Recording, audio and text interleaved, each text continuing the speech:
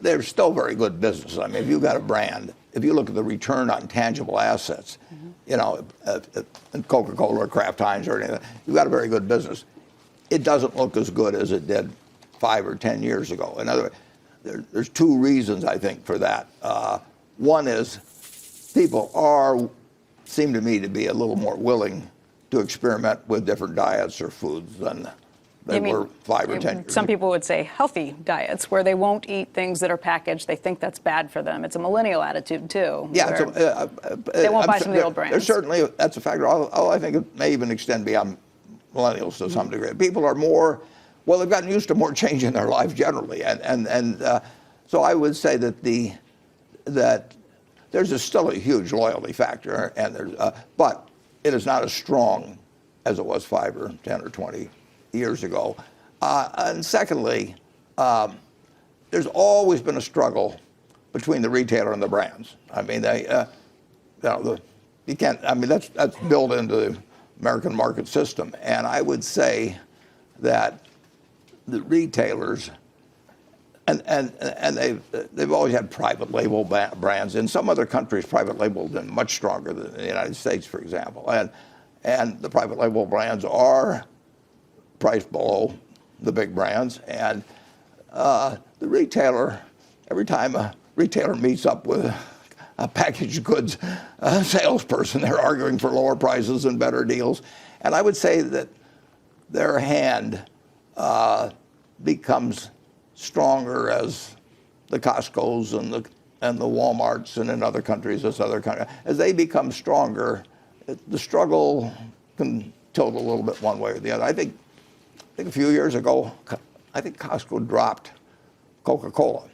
And that's a real test if you want to. And of course, Sam's Club at that time started pouring it on with more Coke and everything. And that Coca-Cola's a pretty strong brand, so that Costco could decide to do that. But if Costco decided to drop a bunch of other brands that you could name, or Walmart decided to drop them. I mean, the packaged good company might feel it more than the retailer would feel it, and they would come to terms faster. It's an interesting dynamic, and it's gone somewhat against the packaged good companies. They're still good, very, very good businesses. Is that dynamic between the retailer and the packaged goods companies, is that a pendulum swing that swings back, or is this a new? No, and not necessarily. No, I mean, you've got these German discounters coming over here now, and each company's got some muscle.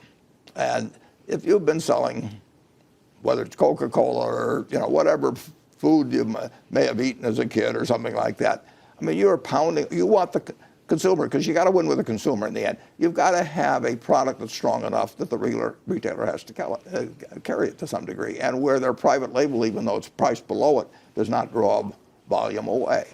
And if you take Heinz ketchup, it's very, very, very hard to take share away from Heinz ketchup. It's hard to take share away from Philadelphia cream cheese, but I could name some other products which I won't, where it's easier to take share away. And the consumer votes every day, and some things are affecting the consumer, like the feeling that other things are healthier or something of the sort. Price affects the consumer, but just the prevalence of strength of the retailer can affect the consumer too.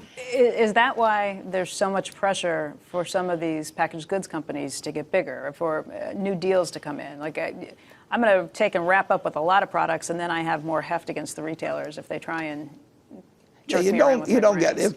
If Coca-Cola were to buy, they've got the world's greatest distribution system, so they can push liquids through that. I don't know whether they could push cream of wheat, or something through their distribution system. Obviously, a great distribution system is worth an enormous amount, and like I say, Coca-Cola has a great one. And Coca-Cola, incidentally, they're selling 5% more liquids.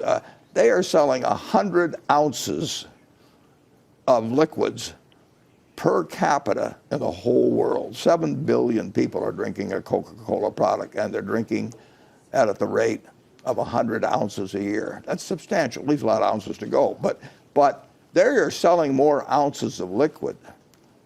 They've got more brands now, but they are selling than they've ever sold. And it grows year by year, and it's growing, and James Quincy is doing a sensational job on that, and first quarter even showed it. But the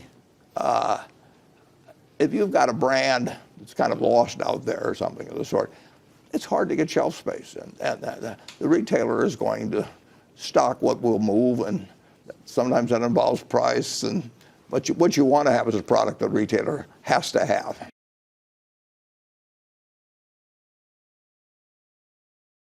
Hey there, thanks for checking out CNBC on YouTube. Be sure to subscribe to stay up to date on all of the day's biggest stories. You can also click on any of the videos around me to watch the latest from CNBC. Thanks for watching.